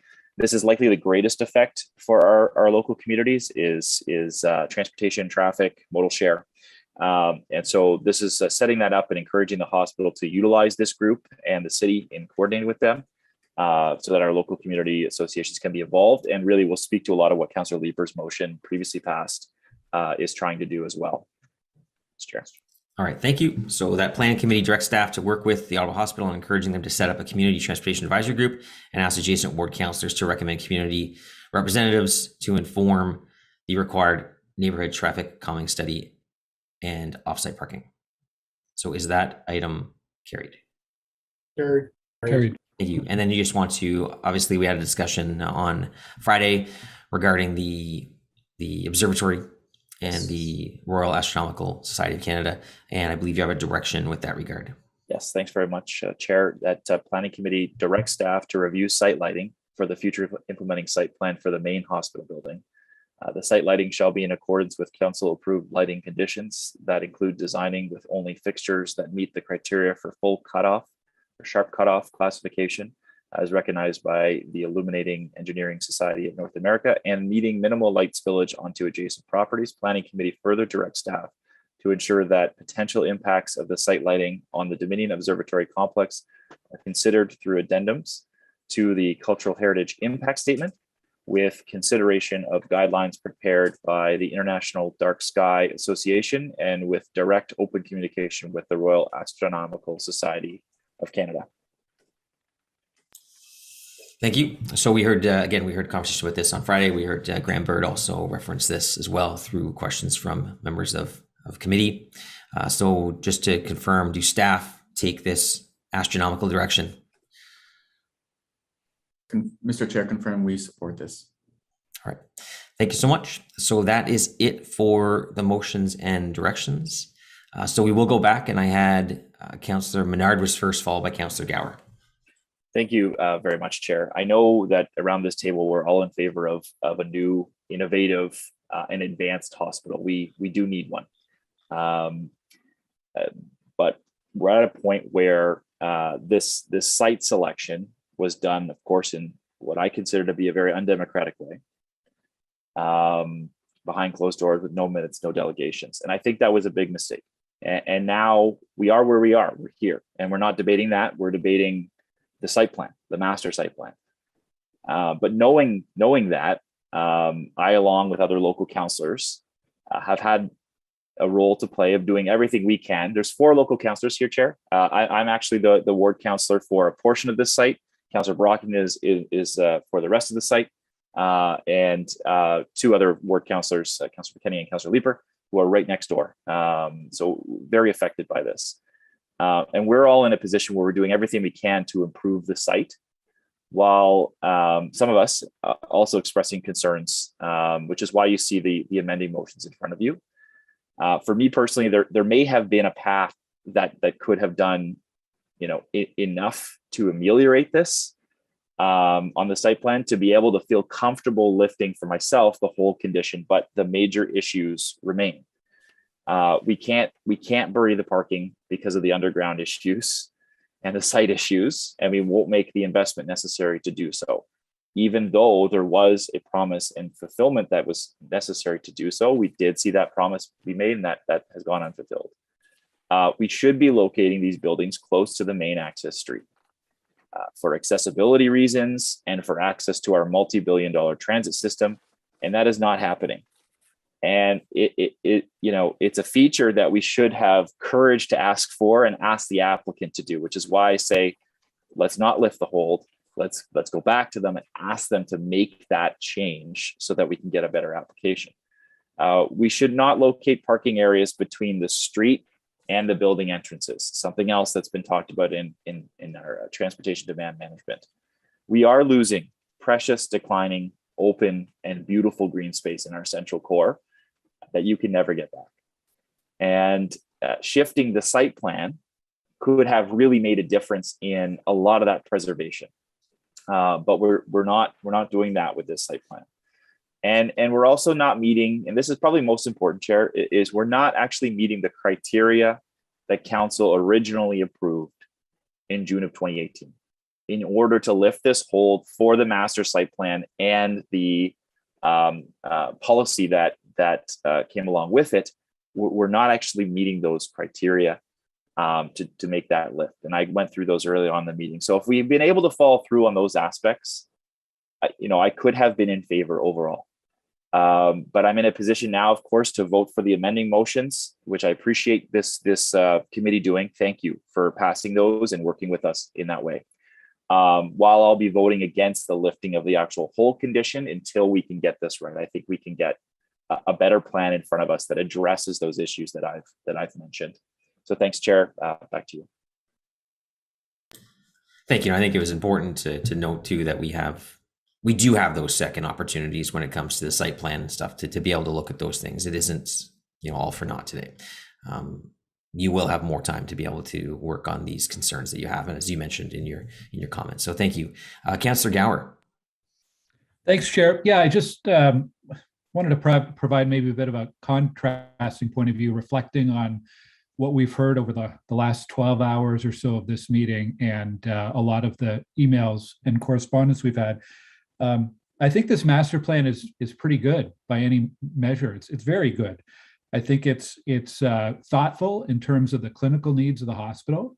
I think it's responsive to a lot of the concerns that have been raised by residents, by stakeholders, and by councillors. And as you've just pointed out, Chair, it is very early in the process. It's a master plan, and there's still work to be done. I think the directions and motions, I think there's 8 in total that have been brought forward by different members of our committee and councillors, give really good direction to refine some of the elements that continue to cause concern from the community. I was really interested in the comments from the applicant in terms of how they came up with this design that's in front of us. The first criteria is clinical need. The second is efficiency in operations. And the third is around access for both the public and for the back of house, some of the technical requirements that they have for operations and ambulances and so on. I think it's worth also noting some of the achievements that staff have made in refining this master plan. So through work with residents, councillors, stakeholders of the hospital, the public realm at Carling and Preston, the additional screening of the parkade, the 40% tree canopy, some of the improvements to cycling, and then the ability to accommodate future transit. These are all pretty significant changes that have happened over the past few months to refine this plan. The underground parking garage would be, sure, nice to have, but given the costs and the construction impact, if I can give you an idea of what blasting comprises and the impact that has on the public, here in Stittsville, there's a trunk sewer that's being constructed, and there's been blasting, about 10 or 12 blasts a day for the past 6 months. Our office receives endless phone calls and emails from residents who are impacted by this blasting. Even if you put aside the cost of it, I think the construction impact from the blasts and from the trucks from the site is something that I don't think residents in the area perhaps fully realize what impact that has. So I think given the cost and the impact of construction, the hospital's come up with a reasonable compromise there. And on transit as well, I mean, yes, it'd be nice to have the buildings closer to transit, but we heard from the applicant that there's also concerns about proximity to the LRT tracks. And I think the distance between the LRT station, where it is now, and the front door is considerably less than the distance from a lot of public institutions to current LRT. Even the walk from City Hall right now to the nearest transit station is further than the walk would be to the front door of the hospital. But hopefully there's room for improvement of transit on Carling and the access from the station. So anyhow, I'll be supporting this. Happy to see the directions and motions from councillors, and we'll have a lot of refinement to go over the next 20 or 25 years with each of the future phases as they come through committee. Thanks, Chair. Thank you. I know as Councillor McKenney turned their camera off and you started going a bit blasting. Don't get Councillor McKenney going a bit blasting. I said, if it's not that, it's an army of leaf blowing, yellow vest folks running down the street. So there's always something going on in Somerset Ward. If anything we know, it's construction impacts. I'm quite well aware of them. So I'm not sure if anyone else has anything to say before I go to Councillor Brockington. I will just say one of the themes. I mean, obviously we're talking about site plan, and we've heard of other hospitals and whatnot. And there's, I've never been involved in obviously I've grown up in this city, and we have hospitals that have been where they are for the length of time I've been alive. But this is the first time I've ever kind of dove into a new hospital location discussion. It's fascinating when you look at other cities and find that they've all had these same conversations that we heard on Friday.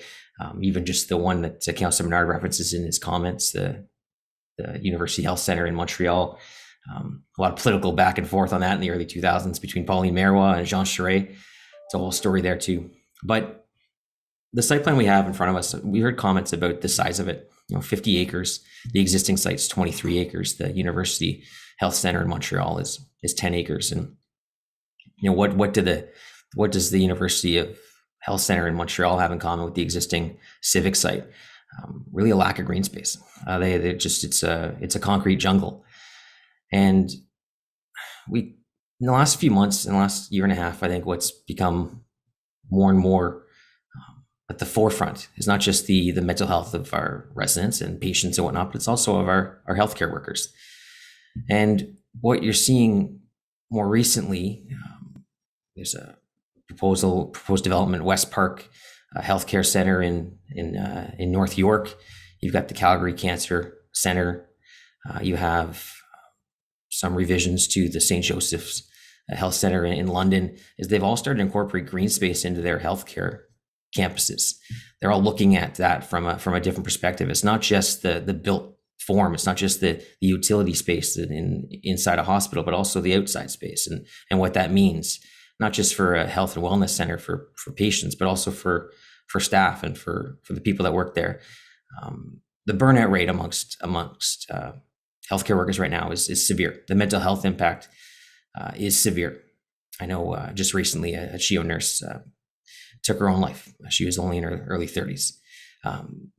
This is a realistic thing that we're going through, and I'll never be able to properly explain what it's like to live with a critical care nurse and the stuff that I hear and the stuff that impacts that life and the life of others around it. So I think when we look at designing these campuses in the future, I think the reality is that green space elements matter, and the environment that you work in matters in this type of facility. And people say we just hire more nurses.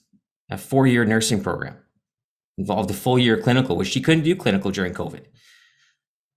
Not only is the person I live with a critical care nurse, they also are a professor for University of Ottawa Algonquin College and St. Lawrence College, and they teach clinical nursing at CHEO. So they couldn't do that the same way they always could.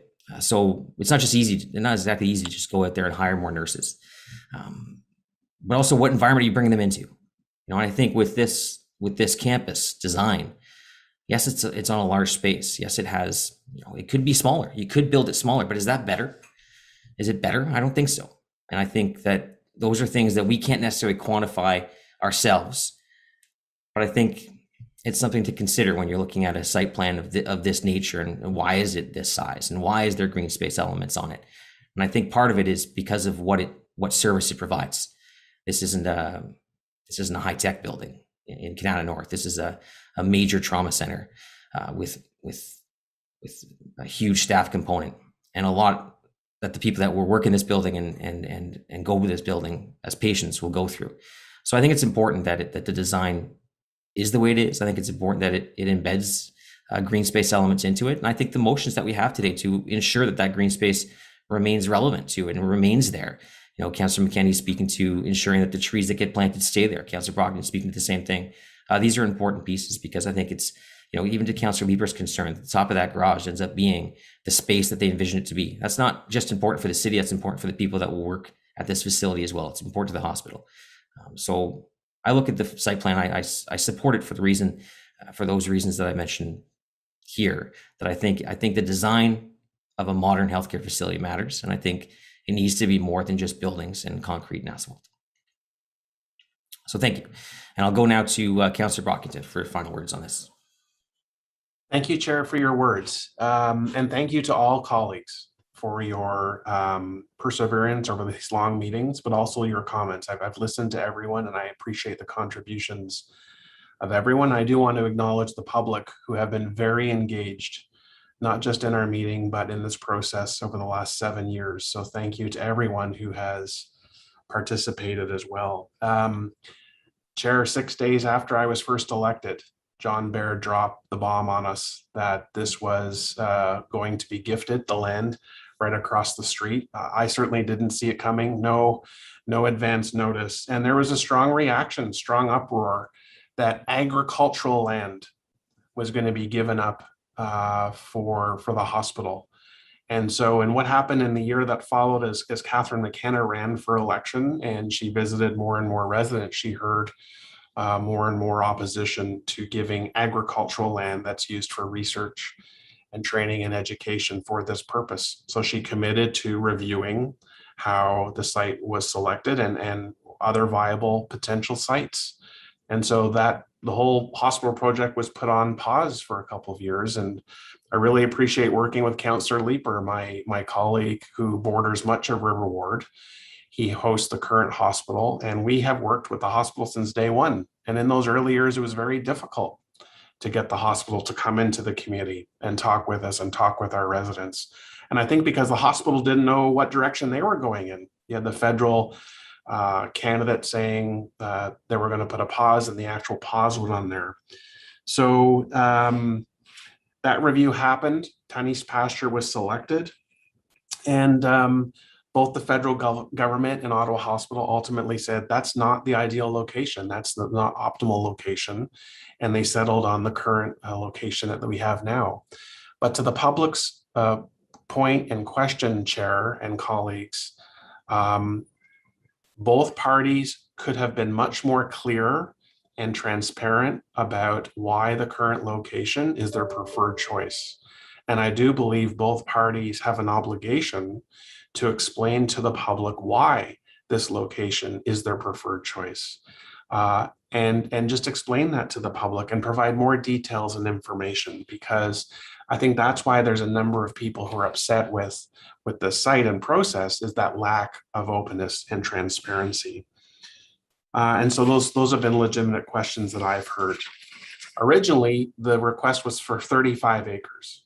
And in one of Councillor Menard's motions, he makes reference to a motion I passed or council passed back in 2018 that looked at preserving those remaining 50 acres for green space, for trees, for patient care, for the public to get out and use that, whether it be in gardens or some sort of area that would be set aside and used as part of the hospital campus, which we all agree is important. So I think the hospital's intentions have always been good. Obviously, 3 years ago or 4 years ago, they didn't know the details of the land. They had not assessed the land to the extent that they have since then. And obviously, if they found out the challenges of building an underground parking garage, they had to assess that in their decision making. Now, I'm not defending that decision. I just think that intentions 4 years ago obviously can change when you get more information and you see what the impacts are of proceeding with certain things, certain initiatives. I do want to thank the hospital for coming into the community for many years, speaking with my residents. I've hosted a number of meetings, information and consultation, and that's been very helpful. And, you know, unsolicited, the Carlington Community Association, which is River Ward's abutting association to the farm, endorses the site plan. They sent in a letter that said they support this. And that is based on their own discussions, and they sent that in. And we heard from Paul Johannes, Green Space Alliance, who follows a number of green space matters in the city, who also supports the site plan. He has concerns. He certainly has issues. No site plan is perfect, but again, a body that follows a significant amount of of projects or developments in the city supports that as well.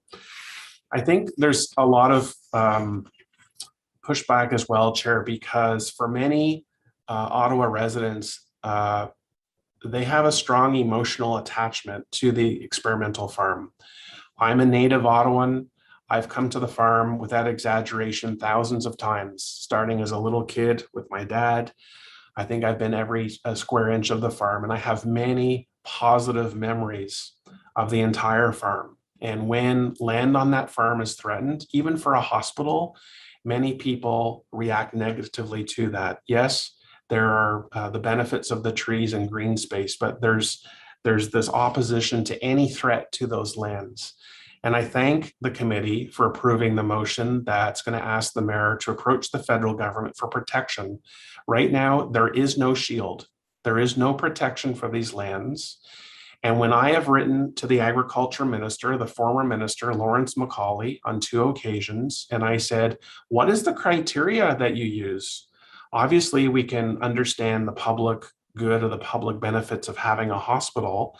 But obviously I'm sure they're asked a number of times to yield just a little bit of land here and there for other purposes, but the federal government does not make that available. They acknowledged the significance of the experimental farm, they acknowledge the historic values, but they've never committed to advancing that with legislation. And I think the farm is very vulnerable. I think as we proceed in the future with future governments, that land could be vulnerable. We absolutely need protection, and I'm very happy in that regard. So I've always committed to working with the hospital, that if this is the site that the federal government and hospital decided on, obviously I want to work with them to make this happen. And I really want to thank my neighboring colleagues, not just Councillor Leeper, but Councillors Menard and McKenney and all councillors who've been engaged and immersed themselves in this issue. I thank you. Obviously, it doesn't end today. There will be site-specific site plans that come back, but this is a near decade-long project, so we have a lot of runway left. So, Chair, I appreciate that a lot of work obviously has gone into this. Many years will continue, and I just want to thank everyone, including the public, for their work in this regard. So thank you. Thank you, Councillor Brockington, and thank you, members of the committee. Obviously, I see I think Councillor King's been kind of tuning in too. Obviously, he was here with us all day Friday, and thank you to staff. We've got a few of these meetings coming up, these longer meetings. I can't even tell you. Councillor Gower knows the legislative agenda coming up for planning committee. We went through an hour meeting, and then staff said, okay, so here's what's coming in November. The first hour was just it's quite something. So we've got a lot ahead of us the next month. So big appreciation to staff and everyone that help us get through these things. So is there any desire to vote on the motion separately, or are we good as one? I don't see anyone. You just post it, Chair, just to make sure we're all post the motion, please, so the staff recommendation. Yeah. Put up on the screen. I'm going to read it. So.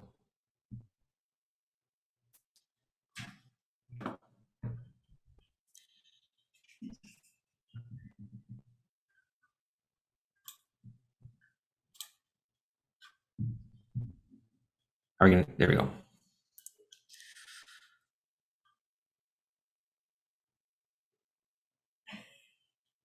I don't know if it's just mine that's slow. Hopefully everything's fine, because my computer did tell me that my connection is unstable. Apparently even my direct North Core connection at my office is unstable. Such is life. All right, so the item before us, so that's actually the item it's okay. That's the item that came to the joint committee. That's actually not the item on this agenda, but it's the same idea. So that plan committee recommend council A, endorse the master site plan approval of the Ottawa Hospital as shown in document 2 and as conditioned and described in documents 5 and 6. B, reinstate delegated authority to finalize the details of the master site plan and agreement in accordance with this report. And C, approve an amendment to zoning map of zoning bylaw 2008-250 to remove the holding symbol over 930 Carling Avenue and 520 Preston Street as detailed in document 7. And that 2, Planning Committee approve the consultation details section of this report. So on the item, we will do yeas and nays.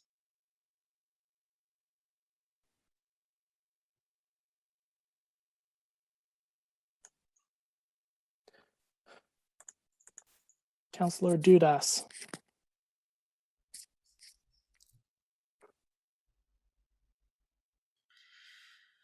Councillor Jess did advise that she was going to be absent between 9:45 and 11, unfortunately.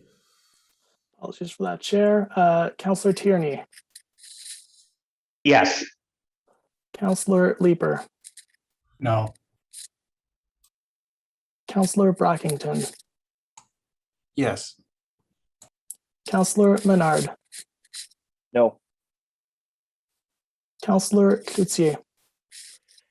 Oui. Councillor Kitts. Yes. Councillor Hubley. Councillor Moffat. Yes. Chair Moffat and Chair Gower. Yes. 6 yeas, 3 nays. You want to give me that 3 again? 6 yeas, 3 nays. 2 nays. Who's the third nay? Councillors Dudas, Leeper. No. Councillors Dudas isn't here. Apologies. Councillors Leeper and Menard, 2 nays. 6-2. For Councillor Dudas, she just had to step out for a bit, and she gets called a no. Oh, Eric, I'll let it slide. Appreciate it, Chair. All right, so that is that. The item will rise to council on October 13th. And with that, we are adjourned. Thanks, everyone. Thank you, everyone. Thank you very much, everyone.